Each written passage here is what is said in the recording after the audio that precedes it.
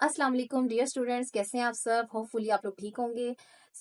आज की जो हमारी वीडियो है ना, ये बहुत ज़्यादा इंपॉर्टेंट है फर्स्ट ईयर फेडरल के स्टूडेंट्स के लिए। वो क्यों? क्योंकि इसमें जो है ना, वो हम लोगों ने बायो के रेलिवेंट चैप्टर वाइज देखना है कि हमारे पास अगर बायो के 15 चैप्टर्स हैं तो हर चैप्टर में से नॉलेज बेस्ड, अंडरस्टैंडिंग और एप्लीकेशन बेस्ड क्वेश्चंस कितने परसेंट आ सकते हैं और उन क्वेश्चंस को हम लोग किस तरह से अटेम्प्ट कर सकते हैं, ये आज की वीडियो में हम लोग देखेंगे।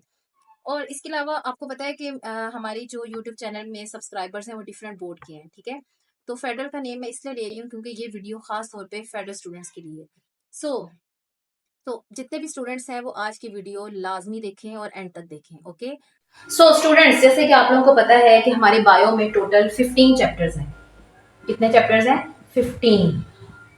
सो अगर हम लोग चैप्टर्स की जो है ना वो देखें तो हमारे पास यूनिट 1 जो है, यूनिट 1 आप लोगों को पता है कि हमारा जो है ना वो सेल एंड सब सेलुलर ऑर्गेनेलिज्म है, ठीक है। इसके अलावा अगर हम लोग यूनिट 1 में से देखें तो यूनिट 1 में से हमारे पास टोटल जो है ना वो 11 जो है ना वो क्वेश्चंस आ सकते हैं। टोटल मार्क्स जो है ना वो 11 मार्क्स के क्वेश्चंस आ सकते हैं, ठीक है। अगर हम लोग यूनिट 2 की बात करें, यूनिट 2, तो इसमें से हमारे पास टोटल जो है ना वो 15 मार्क्स के जो है ना वो क्वेश्चंस आएंगे। इसी तरह से अगर हम लोग यूनिट जो है ना वो 3 की बात करें, यूनिट 3 में से हमारे पास टोटल 7 मार्क्स के क्वेश्चंस आएंगे, ओके। एंड यूनिट 4 की बात करें, यूनिट 4 में से टोटल जो है ना हमारे पास 13 मार्क्स के क्वेश्चंस आएंगे। तो आप लोगों ने अपनी जो है ना वो देख लेने कि जिसमें ज्यादा मार्क्स आपको लगते हैं आपने उस यूनिट को बहुत अच्छे से प्रिपेयर करना है, ओके। यूनिट 5 की बात करें और यूनिट 6 की बात करें, यूनिट 5 प्लस यूनिट 6 की बात करें तो दोनों में से टोटल आपके पास 10 मार्क्स के क्वेश्चन आएंगे, ओके। और इसके अलावा यूनिट 7 की बात करें, यूनिट 7 यूनिट 7 में से आपके पास टोटल 4 मार्क्स के क्वेश्चन आने हैं, ओके। और यूनिट 8 की बात करें और 9 की बात करें तो टोटल हमारे पास 10 मार्क्स की जो है ना वो क्वेश्चंस आएंगे। इसी तरह से यूनिट यूनिट 11 की बात करें, ओके, 8 9 और यूनिट 10 और 11 की बात करें तो इसमें से हमारे पास टोटल 7 मार्क्स के क्वेश्चंस आएंगे, ओके।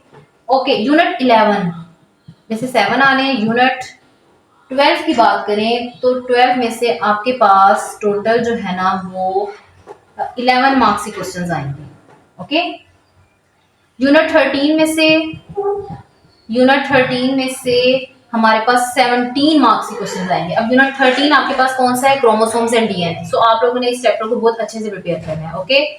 यूनिट 14 की बात करें, यूनिट 14 में से आपके पास टोटल 10 मार्क्स के क्वेश्चंस आने हैं। And last one is unit 15 में से आपके पास टोटल जो है ना वो 11 मार्क्स के क्वेश्चंस आने हैं, ओके। अगर हम लोग ओवरऑल देखें तो असेसमेंट ऑब्जेक्टिव्स की बात करें या डोमेन्स की बात करें तो हमारे पास जो बायो की बुक है इसमें से 3 टाइप ऑफ क्वेश्चंस आने हैं। पहले आपके पास आने हैं नॉलेज बेस, दूसरा आपके पास अंडरस्टैंडिंग बेस आने हैं और तीसरी आपके पास जो है ना वो एप्लीकेशन बेस्ड क्वेश्चंस आने हैं। अगर हम नॉलेज बेस्ड क्वेश्चंस की बात करें तो नॉलेज बेस्ड क्वेश्चंस जो है ना हमारे पास टोटल 29% आने हैं। आपकी बायो की बुक में से टोटल 29% जो है ना वो application based knowledge based questions आने हैं, ओके। अगर हम लोग अंडरस्टैंडिंग क्वेश्चंस की बात करें तो टोटल आपकी बायो में से 50% जो क्वेश्चंस है ना वो अंडरस्टैंडिंग बेस्ड क्वेश्चंस आएंगे, ओके। एंड लास्ट वन, अगर हम लोग एप्लीकेशन बेस्ड क्वेश्चंस की बात करें तो टोटल आपके पास एप्लीकेशन बेस्ड क्वेश्चन जो है ना वो 21% आएंगे। तो ओवरऑल अगर हम लोग देखें तो ये आपके पास ओवरऑल जो है ना ये उन्होंने पेरिंग स्कीम दी हुई है और जो है ना वो TOS दिया हुआ है कि हम किस तरह से पेपर को देख सकते हैं और किस किस तरह के क्वेश्चंस आपके पास आ सकते हैं। अब अगर हम लोग नॉलेज बेस्ड क्वेश्चन बात करें या अंडरस्टैंडिंग बेस्ड क्वेश्चंस की बात करें तो अगर हम चैप्टर 1 में से देखें तो अंडरस्टैंडिंग बेस्ड आपके पास क्वेश्चन किस तरह का आ सकता है। अगर हम लोग किसी भी ऑर्गेनेली की बात करें, अगर हम लोग चैप्टर 1 की बात करें तो चैप्टर 1 में से अंडरस्टैंडिंग बेस्ड क्वेश्चन किस तरह से आ सकता है। अब जैसे कि हम लोग किसी भी ऑर्गेनेली की बात कर लें तो ऑर्गेनेली में आपसे वो लोग क्वेश्चन पूछ सकते हैं, describe the structure and function of सब सेलुलर ऑर्गेनेली, ओके। अब आपने इसका जो है ना वो स्ट्रक्चर भी बताना है और उसका फंक्शन भी बताना है, ठीक है। अगर हम लोग नॉलेज बेस्ड क्वेश्चन की बात करें चैप्टर 2 में से तो आपके पास पूछ सकते हैं कि describe the structure, properties and role of polysaccharide, starch, glycogen, cellulose and chitin. ये आपके पास नॉलेज बेस्ड क्वेश्चन आ सकते हैं, ठीक है। इसके अलावा अगर हम लोग एंजाइम्स वाले चैप्टर की बात करें तो एंजाइम वाले चैप्टर में से आपके पास अंडरस्टैंडिंग बेस्ड क्वेश्चन आना है, तो उसमें से आपके पास किस तरह का क्वेश्चन आ सकता है। उसमें से ये पूछ सकते हैं कि define energy of activation, discuss through graph how the enzyme speed up the reaction by lowering the energy of activation। तो इस तरह से आपके पास ये क्वेश्चंस आ सकते हैं, ठीक है। इसी तरह से अगर हम लोग चैप्टर 5 की बात करें तो चैप्टर 5 में से भी आपके पास जो है ना वो नॉलेज बेस्ड क्वेश्चन आना है। वो आपसे पूछ सकते हैं classify viruses on the basis of cost of their structure. So ये इस तरह से आपके पास वो जैसे 15 चैप्टर्स हैं तो 15 चैप्टर्स में से वो आपके पास इस तरह से क्वेश्चन पूछ सकते हैं, ठीक है। सो फर्दर अगर हम लोग और डिफरेंट चैप्टर्स को देखें तो अगर हम लोग चैप्टर 11 की बात करें, चैप्टर 11 में से आपके पास जो है ना वो अंडरस्टैंडिंग बेस्ड क्वेश्चन आ सकते हैं, ठीक है। वो आपसे पूछ सकते हैं describe the general features of vascular plants, तो आपने इसमें उसके जनरल फीचर्स बताने हैं। चैप्टर 14 की बात करें तो चैप्टर 14 में से आपके पास एप्लीकेशन बेस्ड क्वेश्चंस आने हैं, ठीक है।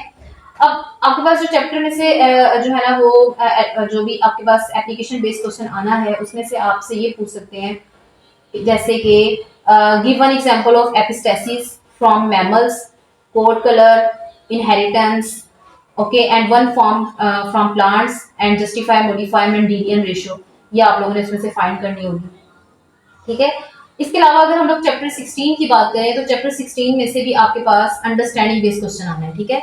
चैप्टर 16 में से आपके पास अंडरस्टैंडिंग बेस्ड क्वेश्चन आना है, सॉरी चैप्टर 15 में से आपके पास अंडरस्टैंडिंग बेस्ड क्वेश्चन आना है। अब चैप्टर 15 में से अंडरस्टैंडिंग बेस्ड क्वेश्चन किस तरह से आ सकता है, क्योंकि चैप्टर आपके पास जो है ना वो पूछ सकते हैं आपसे कि डिस्क्राइब द इकोसिस्टम, ठीक है, या वो आपसे पूछ सकते हैं कि how ecosystem affect different plants and animals and how they describe the different features of succession के रेलेवेंट वो क्वेश्चन पूछ सकते हैं आपसे।